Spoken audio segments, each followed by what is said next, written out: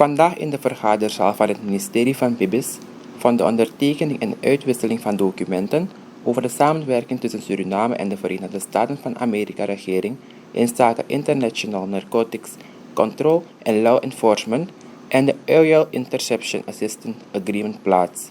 Volgens ambassadeur Robert Fauci van de Verenigde Staten van Amerika in Suriname is deze ondertekening zeer belangrijk. This is really an important day for me and I think for the relationship between the United States and Suriname. We've had a relationship of where we've done this sort of law enforcement cooperation since I believe 2008 or 2011. And every year we see improvements in the cooperation and in the relationship so that in the last few years the assessment has been that the cooperation is really excellent. And this results in greater funding for our relationship, our cooperation relationship. And today is kind of a significant milestone where we are donating another $300,000 towards this sort of cooperation. And we hope to come up with various programs through the year on the use of that $300,000, which goes quite a long way in terms of the work we do together. Now, the United States places a very high importance on Suriname's security and stability, and we are optimistic about Suriname's future as a democratic, prosperous, and stable partner in the Western Hemisphere. And this agreement, this funding that we're pursuing here, is a huge part of our support for Suriname in that context. We believe that building security for the Suriname people means understanding the activities that are taking place in Suriname's borders and in its territorial waters. It means having a well-trained and equipped security service to enforce the law throughout Suriname's territory. It means having an independent judiciary to uphold the rule of law, and it means cooperating with neighbors to share information. All of those are elements of what we're talking about here today. We have supported these activities, especially in terms of anti-money laundering activities, border security, police professionalization, and counter-narcotics since 2011. And we believe those objectives are still the key objectives that we'll pursue under this agreement that we signed today. We have various things planned that we've been talking to the ministry about, including support for the Financial Intelligence Unit, providing them equipment that they need to basically modernize their activities. We will continue to work on border security, including modernizing the systems when you enter this country so that you don't have to fill out the paper forms anymore. It'll all be done electronically. We're helping Suriname develop that forward. We've also are training various police officers in various ways to improve their services here in the country. And as we speak today, I think we have 11 police officers, including Corps Chef execs, in Las Vegas, undergoing a train-the-trainers sort of training so that they can come back and share a lot of our knowledge and experience with the troops here and make them a better, more effective, and more efficient police force. On counter-narcotics, we will talk about it in a little bit, but I think the big news today is that we have concluded the negotiations on an aerial intercept assistance agreement, which we'll talk about in a little bit here. So let me just conclude by saying we believe that organized crime, transnational crime, really knows no borders. And we have to work together. And by working together, we will make it harder for the criminal networks to operate in Suriname, in the region, and in the United States. We also believe by doing that, we will create space for entrepreneurs and free enterprise to prosper here in Suriname and in the region. We will give access to modern banking products, and we'll help support reliable transportation in the area. In short, we'll make Suriname a safe marketplace in which to do business. And this will make Suriname a much more attractive place for foreign direct investment. Now, the cooperation between the United States and Suriname will combat this transnational crime, and we believe will help secure ensuring security and ensuring prosperity for everyone living and working in Suriname and the region. Daarna zei minister Kenneth Amoxi van Justitie en Politie het volgende. We hebben een heel lange samenwerking met de Amerikaanse overheid.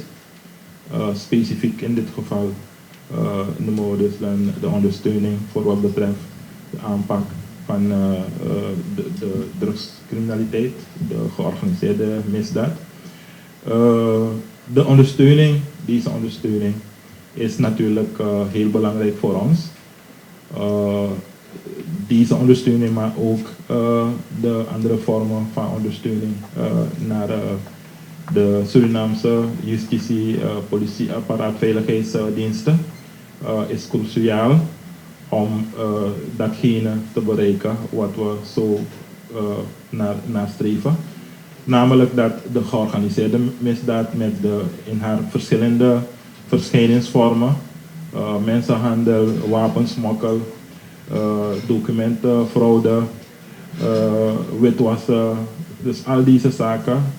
De Amerikaanse overheid heeft zeker een handhering om ons te ondersteunen. Ik denk aan bijvoorbeeld het ILEA-programma, International Law Enforcement Academy, waar we verschillende functionarissen, van veiligheidspersoneel tot justitiepersoneel, rechters, officieren van justitie. En ik ben zelf ook onderdeel van dat programma. Ik heb verschillende ILEA-trainingen gevolgd. En zo ziet u ook van het levert haar vruchten op. En we zijn dankbaar voor deze gesten. Maar ook kijkend naar de verkiezingen die van volgend jaar moet natuurlijk alle facetten gedekt zijn. Zaken als documenten, fraude, illegale vreemdelingen. Het beleid daarop sowieso is aangescherpt, maar ook daar hebben we de hulp nodig. Als we denken aan de verschillende verschijningsvormen, ook in het binnenland, voor wat betreft de berovingen, alle illegale wapens die daar worden ingezet.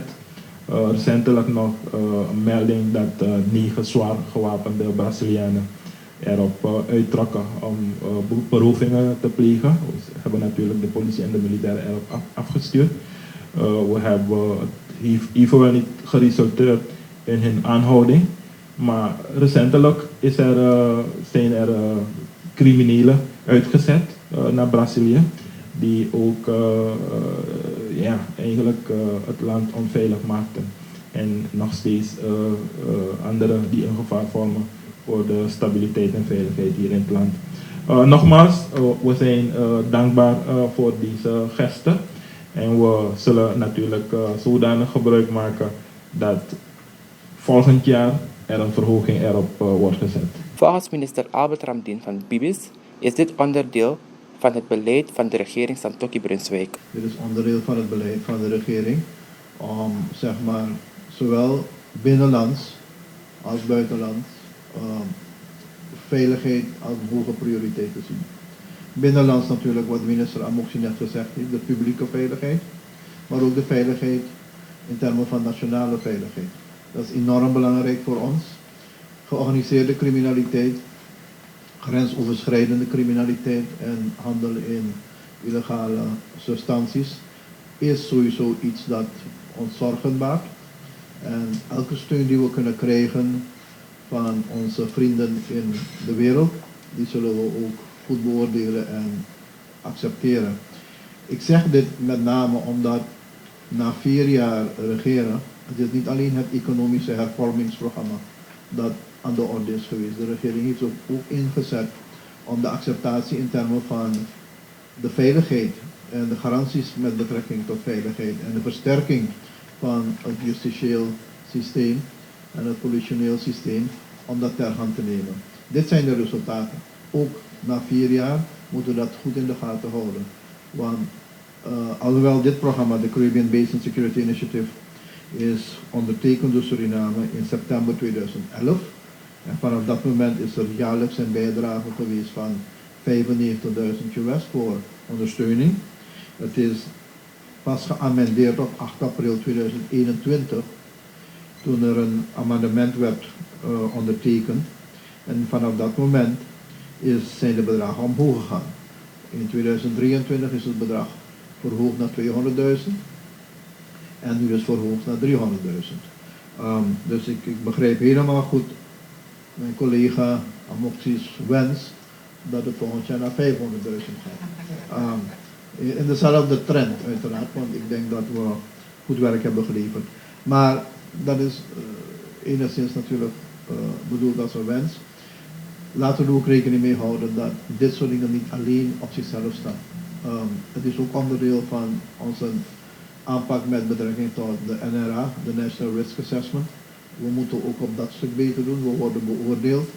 En minister Amoxi heeft samen met het team, en laat me benadrukken, dat was het volledig een Surinaams team van experts, succesvol, ons buiten die zone, hoe noemen ze dat, die zwarte zone gehouden, die grijze zone van sancties internationaal.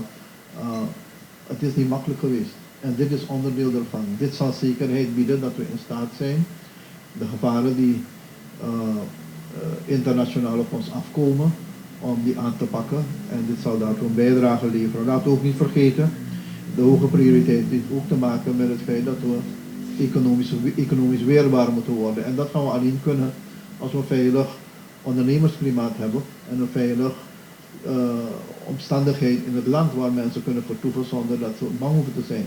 Investeerders gaan zeker niet naar landen komen die dat soort garanties niet kunnen aanbieden. Dus er is zoveel aan gekoppeld. Dit is een kleine ceremonie, maar de consequenties zijn enorm groot wanneer we ons dus daar niet op richten.